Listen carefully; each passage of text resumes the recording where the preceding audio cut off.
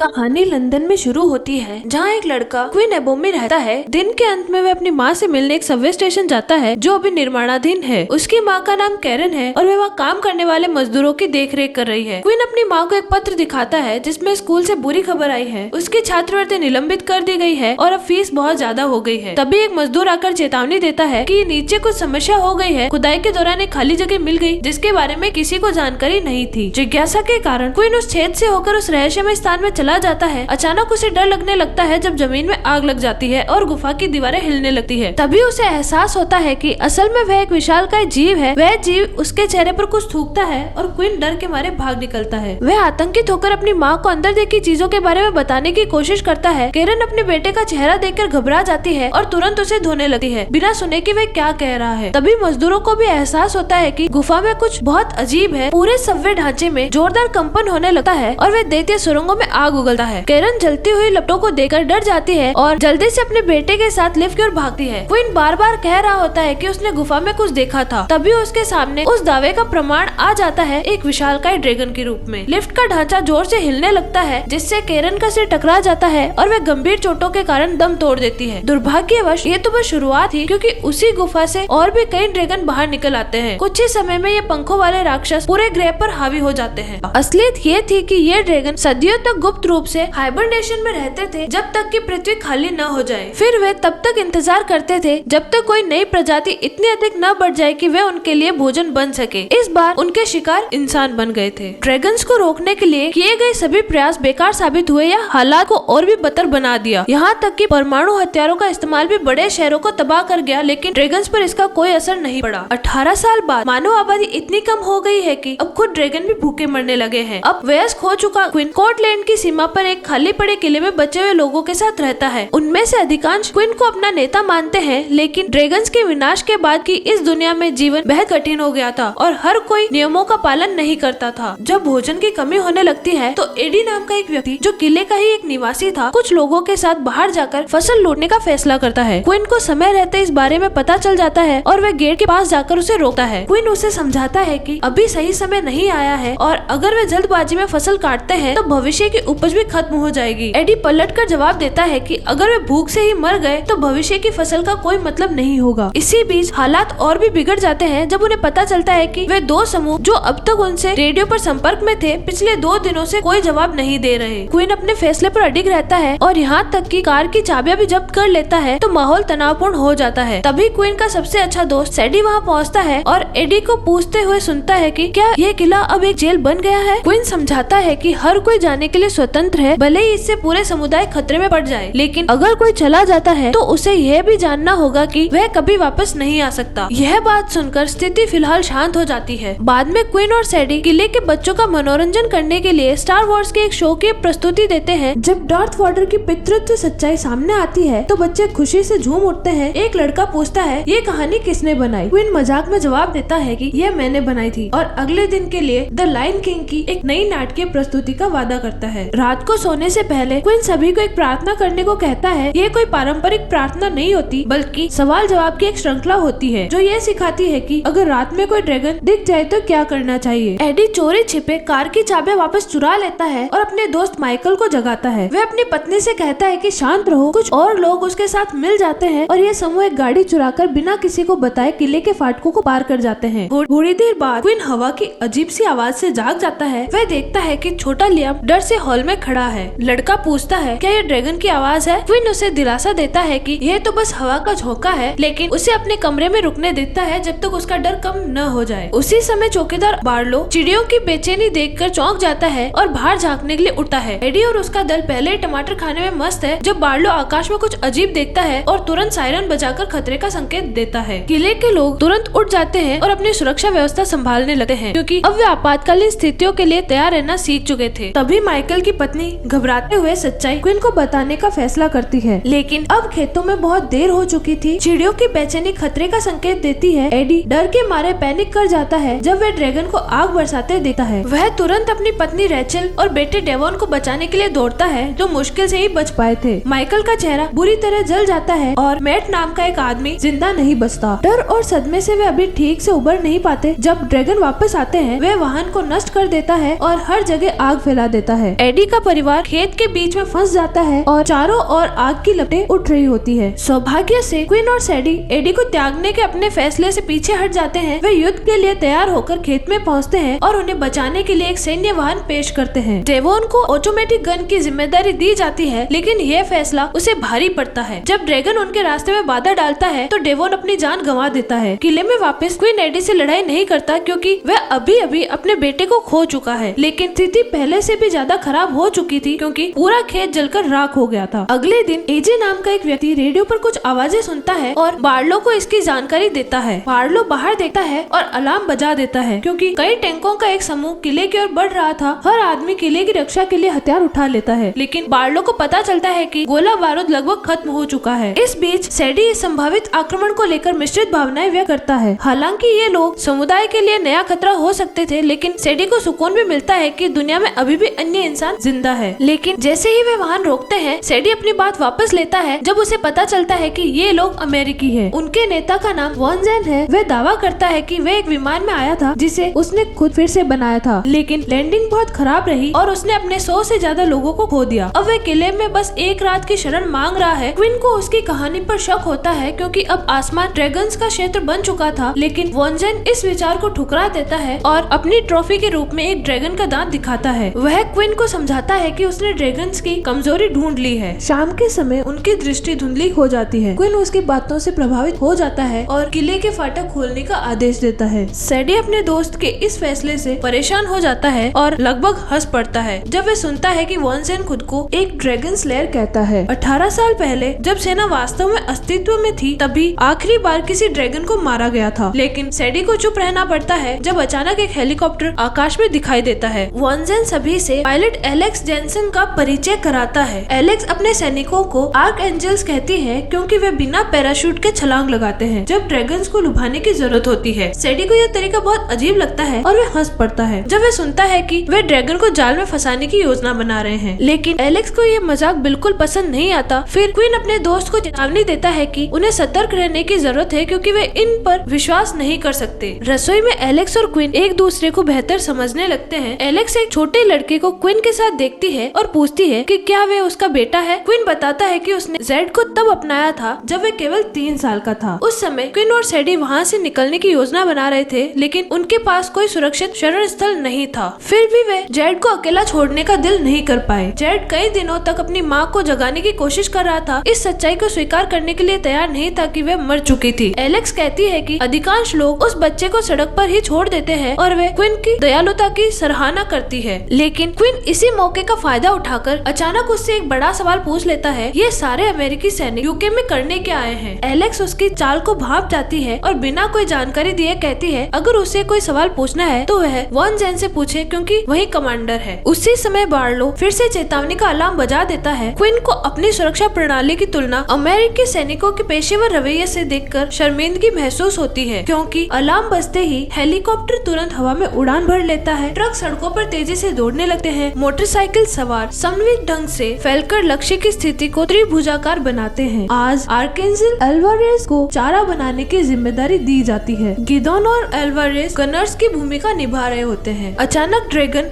Helicopter के ठीक पीछे प्रकट होता है। वॉन जेन चिंतित हो जाता है क्योंकि तीसरा पॉइंट अभी तक सेट नहीं हुआ था। दूरबीन से क्वीन देखता है कि ड्रैगन किले के ऊपर उड़ रहा है और मोटरसाइकिल सवार पहाड़ पर चढ़ रहा है। रेडियो पर वॉन जेन और बाकी टीम की बातचीत सुनकर एजे को एहसास होता है कि मोटरसाइकिल सवार मारा जा चुका है। क्वीन तुरंत उसे बुलाने की कोशिश करता है और जैसे ही उसे पता चलता है कि क्या हुआ, वह बिना देर किए उसकी मदद के लिए निकल पड़ता है। अब जब तीसरी मोटरसाइकिल नहीं रही तो दुश्मन की सटीक लोकेशन ट्रैक करना असंभव हो जाता है, जिससे सभी के लिए स्थिति बहुत खतरनाक हो जाती है। क्वीन पहाड़ पर तेजी से चढ़ता है, गिरी हुई मोटरसाइकिल ढूंढता है और तीसरा सिग्नल सेट करता है। लेकिन सही स्थिति केवल तभी निर्धारित होती है जब एलेक्स को पता चलता है कि ड्रैगन ठीक उनके पीछे और हेलीकॉप्टर पर हमला कर रहा है। एल्वारेज बिना किसी चेतावनी के हवा में छलांग लगा देता है। गिदोन और जेफरसन अपने साथी के पीछे कूद जाते हैं जबकि एलेक्स रेडियो पर उनका मार्गदर्शन करती है। ड्रैगन हवा में उड़ता हुआ इंसानों का पीछा करता है। गिदोन और जेफरसन उसके पंखों पर जाल फेंकते हैं, लेकिन वह तुरंत छूट जाता है क्योंकि वह क्षेत्र घने बादलों से भरा होता है। एल्वारेज को ड्रैगन तभी दिखाई देता है जब वह इतनी नजदीक आ जाता है कि उसे जिंदा जला सके। रडार पर एलेक्स देखती है कि उसका साथी जमीन पर गिरकर बुरी तरह कुचल चुका है तो ड्रैगन गिदोन की ओर बढ़ता है जो पहाड़ पर फंस जाता है। क्विन मोटरसाइकिल सवार के रेडियो से वॉन जेन को जवाब देता है और दोनों एक नया प्लान बनाते हैं। अब क्विन खुद चारा बनने का फैसला करता है। वह घोड़े पर पूरी रफ्तार से दौड़ता है जबकि वॉन जेन कार्रवाई में जुट जाता है। जैसे ही क्विन घोड़े पर दौड़ता हुआ क्षितिज पर दिखाई देता है, वॉन जेन उसकी दिशा में गोली चला देता है और लेकिन इसी तरह वह ड्रैगन को निशाना बनाने में सफल हो जाता है। ड्रैगन गिरने से पहले एक आखिरी बार आग उगलता है और आखिरकार किले के प्रांगण में जाकर टकराता है, पूरी तरह पराजित। वॉन जेन पास आता है और बिना मौका गवाए ड्रैगन से एक और निशानी ले लेता है। रात होने के बाद पूरे किले में जश्न का माहौल बन जाता है। पूरी कम्युनिटी अपने नायकों की प्रशंसा करती है, लेकिन तभी वॉन जेन आंखों में नमी लिए आता है और उनकी खुशी को तोड़ देता है। वह चिल्लाता है, जब 3 लोगों को मारकर सिर्फ एक ड्रैगन को गिराया गया हो तो जश्न मनाने जैसा कुछ नहीं है। क्वीन उसकी बात से असहमत नहीं होता और सैनिकों के देह संस्कार में शामिल होता है, लेकिन वह बाहरी लोगों को याद दिलाता है कि ये उसका घर है जहाँ उसने खुद कई लोगों को दफनाया है। वॉन जेन से सच्चाई उगलवाने की मांग करते हुए क्वीन जोर देता है कि वह अपनी यात्रा का असली मकसद बताए। इस बार वॉन जेन राज खोलने को तैयार हो जाता है। वह बताता है कि वह और एलेक्स अब तक 200 से ज्यादा ड्रैगन्स को मार चुके हैं और अब तक मारे गए सभी ड्रैगन फीमेल थे। उनका सिद्धांत ये है कि सिर्फ एक ही मेल ड्रैगन है जो सभी फीमेल को गर्भित करता है। अगर उस एक मेल को खत्म कर दिया जाए तो ड्रैगन्स की पूरी प्रजाति समाप्त हो जाएगी। ड्रैगन्स की संरचना का अध्ययन करने के बाद वे इस निष्कर्ष पर पहुँचे कि वह मेल ड्रैगन लंदन में है, इसलिए वे अटलांटिक महासागर पार कर वहाँ तक पहुँचे। लेकिन क्वीन इस मिशन में शामिल होने से मना कर देता है। उसका तर्क है कि जो भी लंदन गया वह अपने पीछे और भी ज्यादा ड्रैगन लेकर लौटा, जिससे उनके शरण स्थल तबाह हो गए। वह अपनी कम्युनिटी को खतरे में डालने को तैयार नहीं है। यह बहस जल्द ही झगड़े में बदल जाती है। एलेक्स को शक होता है कि क्वीन के पास इस मिशन को ठुकराने की कोई और वजह हो सकती है। वह पूछती है, क्या लंदन में कुछ हुआ था? क्वीन अपनी माँ कैरन की मौत की कहानी बताता है। वह यह भी इशारा करता है कि जिस ड्रैगन ने उसकी माँ को मारा था वही वह मेल ड्रैगन हो सकता है। अचानक एजे आकर बातचीत तोड़ देता है। वह क्वीन को यह बताने आया कि वॉन जेन महल के प्रांगण में एक भाषण दे रहा है। इतना ही नहीं, वह पहले ही 4 लोगों को लंदन जाने के लिए तैयार कर चुका है। गुस्से से भरा क्वीन वहाँ पहुँचता है और वॉन जेन के जबड़े पर मुक्का मार देता है। दोनों के बीच लड़ाई छिड़ जाती है, लेकिन अन्य अमेरिकी सैनिक जल्दी से उन्हें अलग कर देते हैं। वॉन जेन का नियंत्रण बिगड़ता देख एलेक्स को क्वीन पर दया आ जाती है। वह उसे उसकी चोटों के लिए दवाई की एक शीशी देती है। इस बीच वॉन जेन नए सैनिकों की भर्ती में जुट जाता है। अब क्वीन को एक और झटका लगता है जब वह देखता है कि जैड चोरी छिपे अमेरिकियों के साथ जाने की कोशिश कर रहा है। क्वीन उसे रोकता है और उसे दोबारा सोचने के लिए विनती करता है। वह शपथ लेता है कि एक दिन वह किले की कमांड जैड को ही सौंपेगा, जैसे कि उसने हमेशा योजना बनाई थी। लेकिन जैड कहता है कि अब वह आर्केंजल बनना चाहता है और महल की सत्ता उसे कोई मायने नहीं रखती। इस तरह जब वॉन जेन की टीम मेल ड्रैगन से लड़ने के लिए रवाना होती है, क्वीन खेतों में जाता है यह देखने के लिए कि क्या बचा है। कम से कम एक अच्छी खबर उसे मिलती है। जैड वापस लौट आता है और कहता है कि उसने अपना इरादा बदल लिया है। जब लड़का मरी हुई ड्रैगन की बदबू की शिकायत करता है तो क्वीन कहता है कि यही एकमात्र गंध है जिसे ड्रैगन पसंद नहीं करते और इसलिए यह उसके लिए एक परफ्यूम की तरह है। उस रात वह गिरी हुई ड्रैगन की लाश के पास जाता है और उसके अंदर से एक अंडा निकलता है, जिससे यह पुष्टि हो जाती है कि वह ड्रैगन फीमेल थी। उधर वॉन जेन का काफिला लंदन पहुंचता है और चारों तरफ सिर्फ मलबे का ढेर दिखाई देता है। उनके सैनिकों को जल्द ही शक होने लगता है क्योंकि वह मलबा उन समूह का है जो इससे पहले लंदन को वापस लेने की कोशिश कर चुके थे। तभी अचानक अंधेरे को चीरते हुए एक आग की लपटें उठती है। वॉन जेन समझ जाता है कि अब उनके पास कुछ भी ट्रायंगुलेट करने का समय नहीं है। वह हमला करने का आदेश देता है, लेकिन उसके लोग अनमने मन से उसकी बात मानते हैं। अब तक शाम का समय खत्म हो चुका है और उनके पास ब्लड विजन का कोई लाभ नहीं बचा, बल्कि अब वही लोग कुछ भी साफ नहीं देख पा रहे हैं और सिर्फ तभी सतर्क होते हैं जब कोई चीज उनके पास से तेजी से गुजरती है। कुछ सेकंड बाद ड्रैगन बेरहमी से हमला कर देता है। वह पूरे काफिले को आग के गोले में तब्दील कर देता है। एलेक्स रेडियो पर सभी की चिल्लाहट सुनकर घबरा जाती है। वह देखती है कि कोई भी जवाब नहीं दे रहा। किले में एजे रेडियो पर उनकी घबराहट भरी आवाजें सुनता है और समझ जाता है कि कुछ भयानक हो चुका है। एलेक्स तुरंत काफिले के पास लौटती है और देखती है कि वॉन जेन कुछ गिने चुने जीवित बचे लोग में से एक है। वह टूट चुका है और कहता है मेल ड्रैगन था जिसने उन पर हमला किया। उसे अपनी पूरी ताकत झोंकने की भी जरूरत जरूरत नहीं पड़ी, केवल एक बार उड़कर ही उसने काफिले को नष्ट कर दिया। यही कहते हुए वॉन्जेन को क्वीन की वह चेतावनी याद आती है जिसमें उसने कहा था कि अगर कोई उस ड्रैगन को परेशान करता है तो वह बदला लेगा। तभी उसे यह एहसास होता है कि अब महल खतरे में है। अभी भी किले के बाहर ही था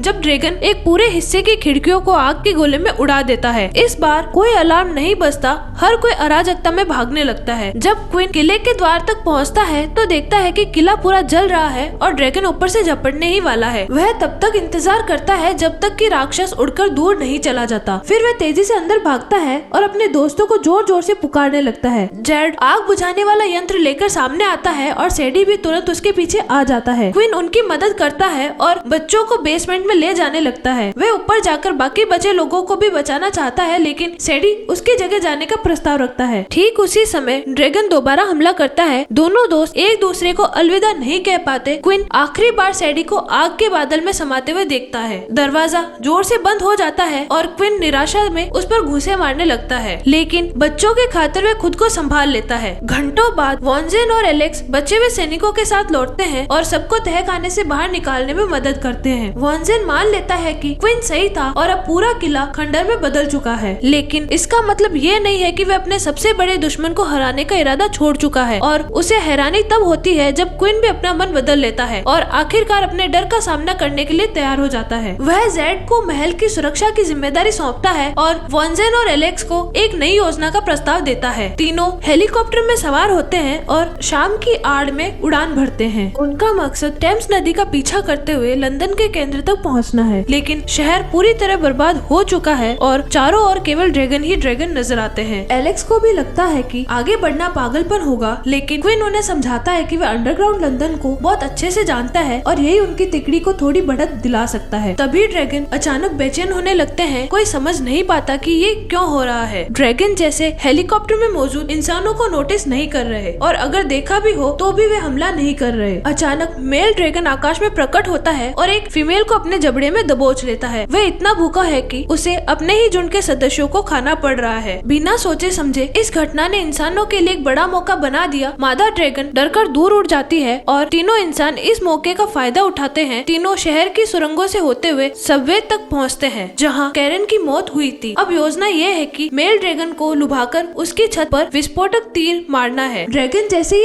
एलिवेटर प्लेटफॉर्म पर चढ़ता है, क्वीन अचानक सदमे में जम जाता है, लेकिन वॉन्जेन तुरंत समझ जाता है कि क्या हो रहा है और क्वीन को अपने दर्द को बदले की आग में बदलने के लिए प्रेरित करता है। यह प्रेरणा काम कर जाती है। क्वीन फिर से पूरे जोश के साथ ऊपर चढ़ने लगता है। जैसे ही वे सतह पर पहुंचते हैं, वॉन्जेन तीनों को अलग अलग दिशाओं में भेज देता है ताकि उनकी सफलता की संभावना बढ़ जाए। ड्रैगन जैसे ही आता है, हर कोई अपनी अपनी स्थिति में पहुंच जाता है। तभी क्वीन को एहसास होता है कि वे अपने तीर खो चुका है। एलेक्स बेहद घबराई हुई है क्योंकि वह हमेशा हवा से लड़ती आई है और पहली बार सीधे युद्ध के मैदान में खुद को अकेला पाती है। लेकिन वॉन्जेन उसे एक ऊंचे टावर से निर्देश देता है और उसे हिम्मत जुटाने के लिए कहता है। ड्रैगन सीधा एलेक्स की ओर बढ़ता है, लेकिन अचानक रास्ता बदलकर वॉन्जेन की दिशा में आ जाता है। ड्रैगन अपने विस्फोटक सांस से तीर को नष्ट कर देता है। वॉन्जेन जानता है कि अब ड्रैगन उसे जिंदा नहीं छोड़ेगा, इसलिए वह युद्ध के नारे के साथ कूद पड़ता है और ड्रैगन उसे निगल लेता है। यह देख बाकी दोनों लोग सदमे में आ जाते हैं और योजना छोड़कर एक साथ इकट्ठा हो जाते हैं। ड्रैगन अभी भी चोटिल और थोड़ा असमंजस में है, लेकिन फिर से आग बरसाना शुरू कर देता है। भागते हुए एलेक्स को खोया हुआ तीर दिखता है। वह क्वीन को इसकी ओर इशारा करती है। क्वीन तुरंत दौड़कर तीर उठाता है और उसे तैयार करने लगता है। समय तेजी से निकल रहा है। एलेक्स सीधे ड्रैगन के सामने दौड़कर उसे उकसाने लगती है। वह लगातार गोलियां चलाकर उसका ध्यान भटकाती है और ठीक उसी क्षण जब ड्रैगन अपना मुंह खोलता है, क्वीन तीर छोड़ देता है। तीर सीधा ड्रैगन के मुंह के अंदर जाता है और उसे फटने से पहले ही उड़ा देता है। आखिरकार मेल ड्रैगन मरा पड़ा है। क्वीन अपने इस अद्भुत कारनामे को देखकर दंग रह जाता है, लेकिन संतोष भी महसूस करता है। वह अपनी माँ की मौत का बदला ले चुका था। 3 महीने बाद क्वीन एक रेडियो टावर बनाने में मदद कर रहा होता है। तभी जेड तेजी से भागता हुआ आता है। वह बताता है कि उन्होंने फ्रांस से एक संकेत पकड़ा है। वहाँ के बचे हुए लोग उनसे बात करना चाहते हैं। क्वीन मुस्कुराता है और जेड से कहता है कि अब वे खुद फ्रांसीसी लोगों से बात करे, क्योंकि अब वह इस समुदाय का नेतृत्व करने के लिए तैयार है।